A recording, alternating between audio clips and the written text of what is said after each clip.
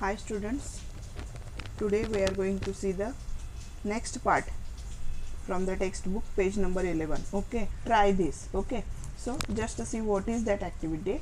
Take a small stone. उन्होंने बोला एक छोटा स्टोन क्या करो आप हाथ मतलब ले लो. hold it in your hand.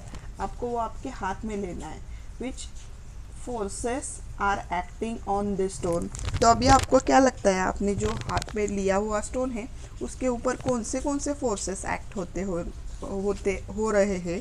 तो आंसर है when a stone is held in our hand it experience the gravitational force exerted on it by the earth pulling it downward and force of the hand pushing it upward. Means क्या है, देखो hand का जो force आएगा वो क्या होगा, muscular force होगा, और ग्रेविटेशनल फोर्स जो अर्थ के सेंटर से क्या हो रहा है उस स्टोन के ऊपर एक्ट हो रहा है. ऐसे दो फोर्स होंगे. So just see now next question. Now release the stone बोला है उन्होंने. आपको क्या करना है, अभी वो स्टोन छोड़ना है. What do you observe. फिर आपको क्या ऑब्जर्वेशन होता है उससे उन्होंने पूछा है. Then answer will when stone is released it falls down. What do you observe. आपको फिर क्या ऑब्जर्व होता है, देखो once the stone is released the force acting on the stone are gravitational force and upward force opposing the gravitational force. क्या होता है, देखो आप तो वो स्टोन को रिलीज कर दोगे. ओके, तो वो नीचे की तरफ क्या होगा, अर्थ के सरफेस की तरफ फॉल डाउन होगा. तो उसको जो अपोज करेगा उस ग्रेविटी को, मतलब बाय द एयर, वो क्या रहेगा, upward force opposing the gravitational force. और वो अपवर्ड फोर्स क्या करेगा, ग्रेविटेशनल फोर्स को अपोज करेगा. मीन्स आंसर कैसे बताओगे, once the stone is released the forces acting on the stone are gravitational force and upward force opposing the gravitational force. एक gravitational force होगा और दूसरा जो उस ग्रेविटेशनल फोर्स को क्या करेगा, अपोज करेगा, वो क्या रहेगा, another force. Okay, then next, what are the forces acting on the stone after you release it. और ऐसे कौन से फोर्सेस फिर एक्ट हो रहे हैं, देखो टू टाइप्स के फोर्सेस उसके ऊपर एक्ट हो रहे थे. एक तो ग्रेविटेशनल फोर्स और एक अपवर्ड फोर्स जो अपोज करेगा उस ग्रेविटेशनल फोर्स को. तो अभी क्या पूछा है उन्होंने, what are the forces acting on the stone after you release it. Then if the medium in which the stone is released air. अभी देखो अगर एयर में है, आप एयर मतलब एयर मीडियम है, तो आप जहाँ पे आप स्टोन रिलीज कर रहे हो तो वो क्या रहेगा, फ्रिक्शनल फोर्स रहेगा. Okay, due to air also acts on the stone opposing its motion. क्या होगा, एयर भी क्या करती है उस जो स्टोन है ग्रेविटी की तरफ, मतलब अर्थ के सरफेस की तरफ जो फॉल डाउन होता रहता है उसको क्या करती है, एयर क्या करती है, अपोज करती है. मतलब just see we know that the force of gravity due to the earth acts on each and every object we know. अभी आपको ये तो पता है कि हर एक ऑब्जेक्ट पे क्या होता है, ग्रेविटी क्या होती है, यूनिवर्स में एक्ट हो रही है. Okay, each and every object के ऊपर. When we are holding a stone in our hand, the stone was experiencing this force, but it was balanced by the force that we were applying on it in the opposite direction. अभी तो क्या हुआ है, देखो ऊपर की activity उन्होंने दी है, आप क्या कर रहे हो, उसके ऊपर क्या होता है, ग्रेविटेशनल फोर्स जो भी है, तो भी वो ग्रेविटेशनल फोर्स आपके हाथों में जो स्टोन है उसने क्या किया है, बैलेंस किया है, applying the opposite direction. Fall मतलब क्या है, whenever an object moves under the influence of the force of gravity alone it is said to be falling freely. Free fall मतलब क्या, भी कोई भी एक ऑब्जेक्ट मूव होता है, ओके, जिसके ऊपर सिर्फ ग्रेविटी एक्ट हो रही होती है, तो आप उस मतलब ऑब्जेक्ट को क्या बोल सकते हो, फ्रीली फॉलिंग ऑब्जेक्ट बोल सकते हो. ओके, ये जो आप स्टोन आपने इस एक्टिविटी में हाथ से रिलीज किया है उसके ऊपर भी क्या मतलब वो भी क्या बोल सकते हो, फ्री फॉल स्टेट में है बोल सकते हो. Initial velocity of the object is 0. Okay, क्या होता है फ्री फॉल में, इनिशियल वेलोसिटी क्या रहती है उस ऑब्जेक्ट की, हमेशा ज़ीरो रहती है एंड गोज़ ऑन इंक्रीजिंग, जैसे जैसे वो ऑब्जेक्ट अर्थ के सरफेस की तरफ जाता है तो एक्सेलरेशन ड्यू टू ग्रेविटी क्या होती है, इंक्रीज होती है, ओके, ऑफ द अर्थ की एक्सेलरेशन ड्यू टू ग्रेविटी क्या होती है, इंक्रीज होती है। ड्यूरिंग फ्री फॉल क्या रहता है, देखो, the frictional force due to air opposes the motion of the object and buoyant force also acts on the object. और क्या रहता है फ्री फॉल स्टेट में, अगर एयर मीडियम है तो उसके ऊपर क्या होता है, एयर के थ्रू होता है, फ्रिक्शनल फोर्स अप्लाई होता है और buoyant force, okay, just see on that object, okay. दस फ्री फॉल, तो फिर मतलब 100% फ्री फॉल कहाँ पे पॉसिबल है, it is possible only in vacuum. वो कहाँ पे हो सकता है, सिर्फ वैक्यूम स्टेट में हो सकता है।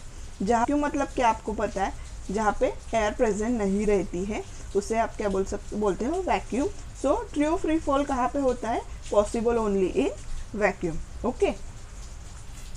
सो see here Newton's equation of motion, ये जो 3 इक्वेशन है आपको, इससे आप क्या कर सकते हो, कैलकुलेट कर सकते हो।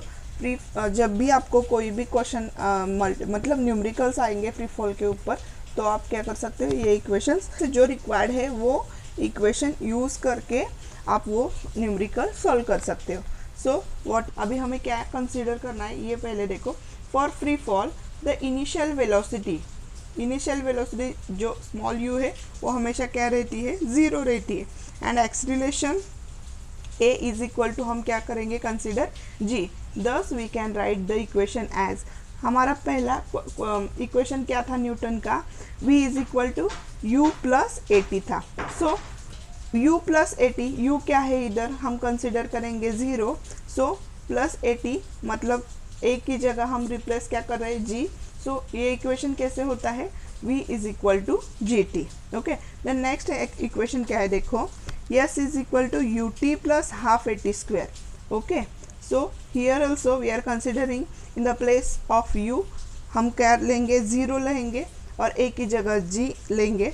वो लेने के बाद वो इक्वेशन हमें ऐसे मिलता है, s is equal to half a t, sorry s is equal to half g t square, okay. Then next equation वो क्या है, u स्क्वायर प्लस 2as। तो फिर सेम कंडीशन u की जगह मतलब उसका क्या होगा, सेम कंडीशंस कंसिडर करके क्या मिलेगा हमें, v square is equal to 2gs। For calculating the motion of an object towards upward, मतलब देखो अपवर्ड डायरेक्शन में हमें वो देखना है, तो एक्सेलरेशन क्या रहता है, नेगेटिव रहता है, that is the direction opposite to the velocity and it is taken to be minus g, okay. The magnitude of the g is same but the velocity of the object decreases because of its negative acceleration, okay. जब down upward momentum रहेगा तो वो g क्या रहेगा, negative रहेगा। जब downward momentum रहेगा तब g क्या रहेगा, g की वैल्यू क्या रहेगी, पॉजिटिव रहेगी, मतलब। Then just see here, the moon and the artificial satellite are moving only under the influence of the gravitational field of the earth. तो मून एंड आर्टिफिशियल सैटेलाइट जो है, जो अर्थ के अराउंड रिवॉल्व करते हैं, वो किसके इन्फ्लुएंस मतलब वो under the influence of gravity रहते हैं। So they are in free fall, तो हम उसे फ्री फॉल स्टेट में है ऐसा बोल सकते हैं। Now on page number 12 use your brain power question is there. देखो वो क्वेश्चन क्या है, according to Newton's law of gravitation earth's gravitational force is higher on the object of larger mass, why does not the object fall down with the higher velocity as compared to an object with the lower mass। Force जो है, जो वो बड़े मास के object पे ज़्यादा रहता है, तो whenever it is falling down as compared to the less mass, अगर वो कोई भी ऐसे कम मास वाले कम मास वाले ऑब्जेक्ट से अगर दोनों एक साथ अगर अर्थ के ऊपर गिरते हैं तो उसकी वेलोसिटी ज़्यादा क्यों नहीं रहती है, ज़्यादा मास वाले ऑब्जेक्ट की, okay. So answer will so answer लिखते टाइम आपको फर्स्टली क्या करना पड़ेगा, एक्सेलरेशन ड्यू टू ग्रेविटी की डेफिनेशन लिखनी पड़ेगी, जो क्या है, the gravitational force due to earth on the body results in its acceleration.